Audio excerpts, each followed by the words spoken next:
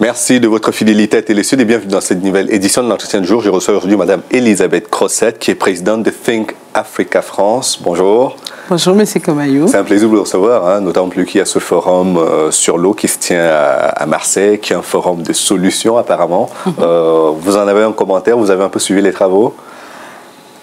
Merci de m'avoir invité sur votre plateau pour parler un peu de la problématique de l'eau. Tout d'abord, je vais déjà présenter Think Africa. Donc, notre association accompagne et fait la promotion de projets à valeur ajoutée. Donc, je parle de valeur ajoutée, donc spécialement de l'eau. Et donc, dans ce cadre-là, aujourd'hui, la France accueille le 6e Forum mondial de l'eau, donc qui se tient à Marseille. Et donc, dans ce cadre-là, nous organisons aussi à Paris le thème La femme et l'eau, donc en Afrique, parce que à ce forum-là, beaucoup de pays du Sahel, de l'Afrique subsaharienne, l'Afrique en général sont bien représentés, parce que c'est un problème crucial aujourd'hui, le problème de l'eau. Notamment dans le Sahel, comme vous le relevez, le bassin du Niger est très concerné. À ce forum-là, des décisions ont été prises. Il y a une résolution ministérielle qui a été adoptée. Exactement, qui a été adoptée aujourd'hui, donc où certains points clés, donc l'accompagnement surtout des pays africains, où il y a eu un budget qui a été dégagé pour pouvoir accompagner les pays africains dans la démarche de potabilisation de l'eau. D'accord. Mais vous, quand vous parlez de cette thématique, c'est vrai qu'on parle de solutions, mais vous ne vous arrêtez pas au seul stade des grandes déclarations. Vous voulez ramener cela au quotidien des gens et surtout au quotidien des femmes. Au quotidien des femmes. Donc, je vais reprendre un peu... En fait, la femme, l'eau est d'abord source de vie. Donc, quand on prend l'eau qui est source de vie, la femme aussi est source de vie parce que quand elle porte le bébé, il est dans la poche. Et dans cette poche, nous avons de l'eau. Et donc, en fait, tout naturellement, nous devons donner à la femme cette place, la source de vie dont vous, moi, et tout le monde, en fait, sur cette terre, vient de cette femme qui en fait, vous avez vu la poche, avant la naissance, cette eau, elle perd les os et après l'enfant vient et comment c'est beau. Donc il faut aujourd'hui, cette femme africaine qui souffre, qui est obligée de faire des kilomètres et des kilomètres pour aller chercher de l'eau, il faut l'accompagner, il faut l'aider. Donc nous avons pensé à ce thème-là pour dire, d'abord on parle de développement durable, on parle d'environnement, on parle de social. Voilà, donc nous avons pensé à la femme africaine. D'accord. Et qu'est-ce qu'on peut faire pour cette femme africaine? Si à Marseille, on devait adopter une résolution forte pour trouver des solutions. De soulager la femme africaine, de lui permettre d'avoir de l'eau potable sans faire des kilomètres, de permettre aux jeunes filles d'aller à l'école sans... Parce que pendant les périodes de saison sèche, il faut aider les parents, les mamans à aller chercher de l'eau tôt le matin pour pouvoir bouillir l'eau et donner au papa pour qu'il puisse se laver, tout ça. Donc, épargner à nos mamans, à nos sœurs, cette solution. Donc, Think Africa a pensé justement, on dit penser l'Afrique autrement, donc c'est notre slogan. Penser l'Afrique autrement, on l'écrit avec E, mais bien sûr, il faut l'écrire aussi avec un A. Penser les plaies et bien d'autres. Donc Think Africa, le focus, on fait aussi d'autres projets autour de ça, mais notre focus aujourd'hui, c'est de traiter le problème de l'eau avec des experts qui vont nous accompagner à trouver des solutions pour les femmes. Vous allez organiser, vous l'avez dit, une table ronde au pavillon de l'eau à Paris, dans le 16e arrondissement, mais comment est-ce que Think Africa en est venu à s'intéresser à la problématique de l'eau en Afrique? Alors, Think Africa, depuis 2006, nous sommes en contact, nous sommes en partenariat avec une société suisse qui s'appelle NVTERA, donc qui est accompagnée par un chercheur, donc Jean-Marie Fresnel, qui est un grand chercheur et qui a été le directeur du centre de recherche de Genève, donc qui a conçu et qui a mis en place un système qui traite de l'eau, même si elle est boueuse, même s'il y a des déchets. Et l'eau de surface, donc les marigots, les rivières, et donc ces machines-là, cette machine-là peut traiter peut traiter de l'eau. Donc en fait, aujourd'hui, il y a le Ghana qui est intéressé par cette solution, il y a l'Afrique du Sud, il y a... j'ai été au Mali, j'ai été... Donc pour résumer, vous venez dans une zone qui est marécageuse, l'eau n'est pas potable du tout, vous la ramassez et vous arrivez à la traiter pour qu'elle le devienne. Pour qu'elle devienne, si elle est boueuse, pour qu'elle devienne potable. Et donc en fait, la machine qui peut aller dans un conteneur, elle est là, elle traite l'eau. Et donc en fait, ça donne de l'eau potable qu'on peut mettre en bouteille, qu'on peut... voilà. Et aussi, cette machine, elle fabrique Institut de l'eau de Javel. Donc en fait, on parle d'environnement. Donc si je vais avec ma calebasse pour chercher de l'eau, forcément, j'aurai aussi de l'eau de Javel pour pouvoir nettoyer mon bidon d'eau. Et donc, lors de cette conférence, nous aurons aussi une jeune qui est designer, qui est d'origine colombienne, et en fait, qui est architecte d'intérieur et designer, et qui a dessiné donc, un bidon d'eau de 25 litres que nous pouvons porter sur le dos avec des sangles.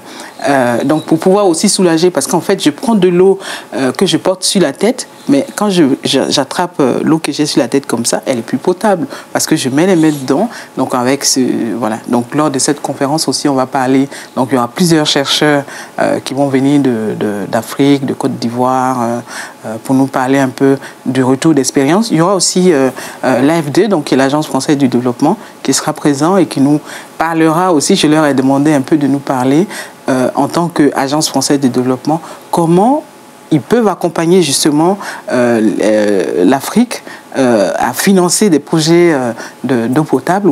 Donc, ils vont nous faire aussi un retour d'expérience sur ce projet-là. Mais quand on parle d'investissement, c'est qu'il faut de l'argent. Il faut que ce soit à la portée des bénéficiaires du projet. Comment est-ce que vous comptez le mettre à leur portée? Donc, Think Africa, justement, c'est pour ça que nous invitons des sociétés. Nous recherchons aussi des partenaires. Donc, j'ai demandé aussi à 3 ateliers Sud de nous parrainer et d'être partenaires, surtout de ce projet-là, pour que la communication passe. Donc, j'en appelle aussi encore à d'autres sociétés qui viennent nous aider. Admettons, je vous donne un exemple. Dans un village X, s'il y a une coopérative de femmes, Think Africa va les aider à rechercher des fonds. À hauteur de combien? À hauteur de 100 000 €, à rechercher des fonds pour avoir accès à de l'eau potable, à des machines, à d'autres solutions pour accompagner. Donc en fait, notre rôle, c'est ça. Aujourd'hui, nous avons des projets en Côte d'Ivoire, nous avons démarré des projets au Ghana. Voilà, donc on est prêt à aller partout où les gens vont nous solliciter. Juste question de curiosité. J'ai eu l'impression à un certain moment, quand vous parlez de cette machine, qu'il s'agissait d'un appareil militaire à un certain moment, qui a eu une adaptation civile après. Est-ce qu'on parle de la même chose? Non, pas du tout. Alors, c'est une machine qui a été conçue uniquement pour traiter de l'eau potable, où en fait, nous, quand on a rencontré donc ces chercheurs, c'était vraiment un prototype. Donc on a fait venir des ingénieurs africains qui ont aidé à la conception, qui ont dit voilà le matériel que nous pouvons trouver localement. Et en fait, ce qui est intéressant, c'est que derrière, nous recherchons un transfert des compétences. C'est-à-dire la machine, elle va aller sur place, mais il faut que des gens soient formés après pour assurer la maintenance. Et ce qui est très intéressant, c'est que la société en question, elle a eu le premier prix de technologie européen cette année. Donc en fait, c'est-à-dire, vous êtes à Douala, la machine est en Suisse, dans le Jura. Le technicien qui est à Douala, l'ingénieur, il pilote directement la machine, même si aujourd'hui on a le réseau téléphonique quasiment dans tous les villages. Donc dès l'instant où il y a un réseau, on peut piloter la machine de loin. Et ça c'est intéressant parce que la technologie, elle n'est pas faite que pour l'Europe, elle est aussi faite pour nos ingénieurs, elle est aussi faite pour les techniciens localement. Donc il faut leur apporter cette solution-là aussi. Pour parler de valeur ajoutée tout à l'heure. Voilà, valeur ajoutée. Mais est-ce qu'on peut les monter au moins sur place déjà? Oui, au-delà de faire la maintenance. Il faut justement, l'idée c'est ça, c'est de dire aujourd'hui, la première machine, on la fabrique ici, mais la prochaine fois, elle sera montée, parce que le sel, tout le matériel, c'est un matériel qu'on trouve localement, et c'est ce que nous voulons faire. Nous ne voulons plus, l'Afrique aujourd'hui, il y a beaucoup de gens qui sont formés, qui sont très intelligents, des ingénieurs. Aujourd'hui, tout le matériel est local, donc il faut leur apporter les solutions pour qu'ils puissent travailler localement et ça crée des emplois, ça donne aussi des solutions à nos mamans. D'accord. Donc, nous parlions de cette rencontre que vous allez organiser à la porte de Versailles, à l'avenue de Versailles, dans le 16e arrondissement au pavillon de l'eau. Oui. Quels sont les intervenants que vous aurez sur place? Combien de personnes attendez-vous à peu près?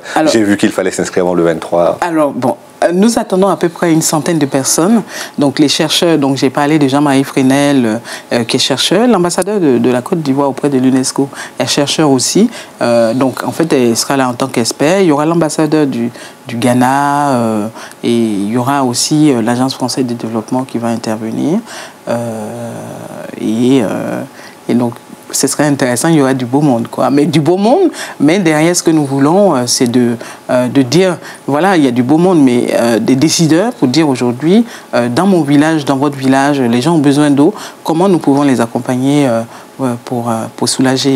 Et pourquoi n'avoir pas couplé votre rencontre avec le Forum mondial de l'eau? En fait, le Forum mondial de l'eau, c'est-à-dire aujourd'hui, si on voulait au début du mois de mars, enfin tout début du mois de mars, à Paris, ils ont fait déjà une conférence sur le début du Forum mondial de l'eau. Donc en fait, nous on s'est dit, juste après le Forum mondial, ce serait quand même intéressant aussi, même si des décideurs sont venus à Marseille, ce serait quand même bien aussi de faire justement appel à l'AFD qui sera présent, de faire appel aussi à ces sociétés qui seront présentes à Marseille et de dire, oh là, aujourd'hui, il y a une souffrance. C'est vrai, c'est bien de décider, de dire, voilà, vous voulez accompagner, vous donner des fonds, mais ces fonds-là, nous, on peut identifier avec d'autres ONG locales où on peut les envoyer au lieu de donner au gouvernement ou à des États, enfin, des sociétés étatiques. Donc, voilà. D'accord. Par ailleurs, vous connaissez la problématique avec les coupures d'eau assez régulières qui fait qu'aujourd'hui, la desserte, même dans les grandes villes, n'est pas toujours évidente. Donc, vous estimez qu'avec cette solution, on pourrait assurer une couverture universelle en matière d'accès à l'eau? Je prends le cas de Bamako, par exemple, où il y a... je ne sais plus ce fleuve qui passe... le fleuve Niger. Le Niger, oui. Qui passe, où j'ai été, j'ai vu, avec les experts, on pourrait déposer juste cette machine-là et donner de l'eau potable aux riverains, enfin, à ceux qui sont de l'autre côté de la rive ou de l'autre côté, et ça soulagerait, ou à Abidjan, où il y a la lagune, ou dans bien d'autres pays, voilà. D'accord. Comme au Forum de l'eau, c'est le temps des solutions pour vous aussi, hein, Exactement. Think Africa profite justement, parce que le mois de mars aussi, c'est le mois de la femme, hein, bien sûr. Donc on profite aussi. Le 8 mars, c'est la journée de la femme. Donc on veut profiter aussi de ce mois de mars pour dire, oui, c'est la journée de la femme. Mais quelque part dans ce monde, il y a aussi des femmes qui souffrent et qui donnent, on dit l'eau est source de vie, qui donnent aussi la vie, donc il faut penser à ces femmes. Merci beaucoup, Madame Elisabeth Crossette de Think Africa France. Et merci à vous d'avoir suivi cette émission jusqu'à son terme. C'est moi qui vous remercie. Merci beaucoup. Merci à vous d'avoir suivi l'émission. Rendez-vous demain pour une autre édition de l'Occitane du jour. À bientôt.